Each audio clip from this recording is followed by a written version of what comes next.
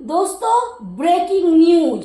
बिरयानी के बाद कलिंगर खाने से 4 लोगों की मौत। कितने लोगों ने बिरयानी खाए और कितनों लोगों ने कलिंगर खाए? ये 4 लोग कहाँ से थे, कौन कौन थे और इनकी उम्र क्या थी? इनको जय जय हॉस्पिटल लेकर गए इलाज के लिए।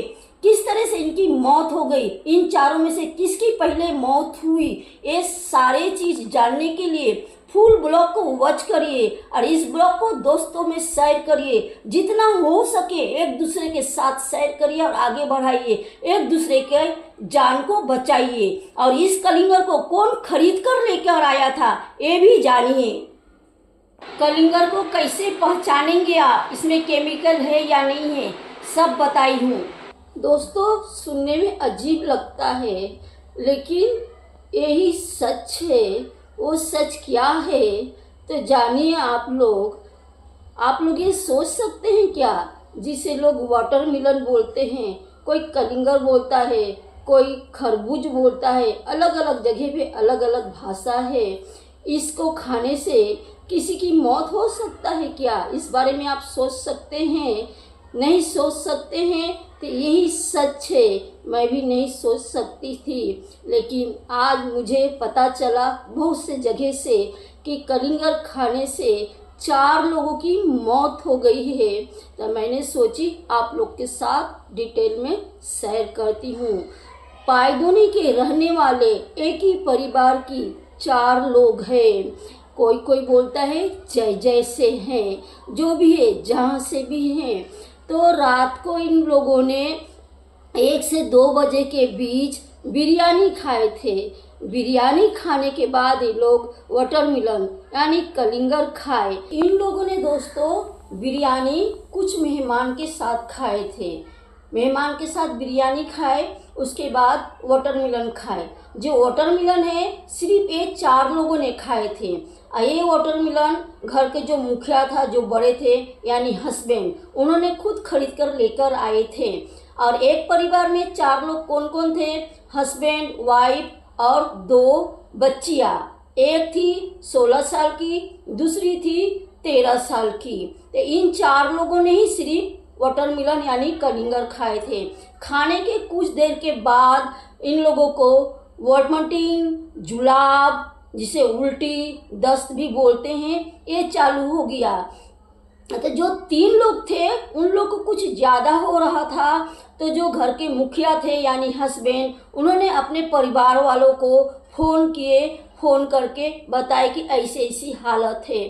तो उसके बाद उन 4 लोगों को इलाज के लिए हॉस्पिटल लेकर गए सब लोग। हॉस्पिटल में इलाज करके भी कुछ फ़ायदा नहीं हुआ। सबसे पहले घर की 3 लोगों की मौत होती है, उसके बाद जो घर के मुखिया यानी जो हस्बैंड होते हैं उनकी मौत हो जाती है। तो दोस्तों, इस जो कलिंगर जो होते हैं इनको पकाने के लिए इंजेक्शन के थ्रू इसमें केमिकल डाला जाता है। केमिकल की वजह से ये लोगों की मौत हुई है। आजकल कलिंगर खाने से पहले 100 बार सोच लीजिए आप लोगों को कलिंगर खाना खाकर मरना है या जिंदा रहना है। जो कलिंगर होते हैं छोटे छोटे, कम उम्र में कलिंगर को तोड़ लिया जाता है और इसमें इंजेक्शन के थ्रू केमिकल डालकर पकाया जाता है पैसे की लालच में। जो कलिंगर के अंदर बीज होते हैं सफ़ेद, थोड़े बहुत काले होते हैं, कौले कौले यानी खिज्जे बीज होते हैं। वो अगर लाल होता है तो उसमें तो 100% केमिकल रहता है। जो बड़े तरबूज होते हैं काले काले बीज होते हैं, उसमें कोई सफ़ेद बीज नहीं होता है, उसका कम चांस रहता है। फिर भी खाने से पहले आप लोग कलिंगर को काटिए। काटने के बाद उसे पानी में डालिए, डालकर देखिए अगर कलर लाल हो जाता है तो आप लोग समझ जाइए इसमें केमिकल है। और टिश्यू पेपर, कोई वाइट कपड़ा, कुछ भी उसमें टच करिए, टच करके देखिए अगर ये लाल हो जाता है, कलर हो जाता है, तब गलती से भी मत खाइए। और अगर आप इतने फल फ्रूट खाते हैं उसमें से सिर्फ एक कलिंगर नहीं खाते हैं यानी वाटरमेलन, तो आपका कुछ नहीं बिगड़ता है दोस्तों। तो आप लोगों से मेरा रिक्वेस्ट है कि प्लीज़ आप लोग कलिंगर यानी वाटरमेलन मत खाइए। और दूसरे लोगों से मेरी रिक्वेस्ट है कि आप लोग पैसे की लालच में अंधा मत हो जाइए। इतनी लालच मत करिए कि किसी की जान चले जाए और आप लोगों के पैसा की भूख मिटे ही ना।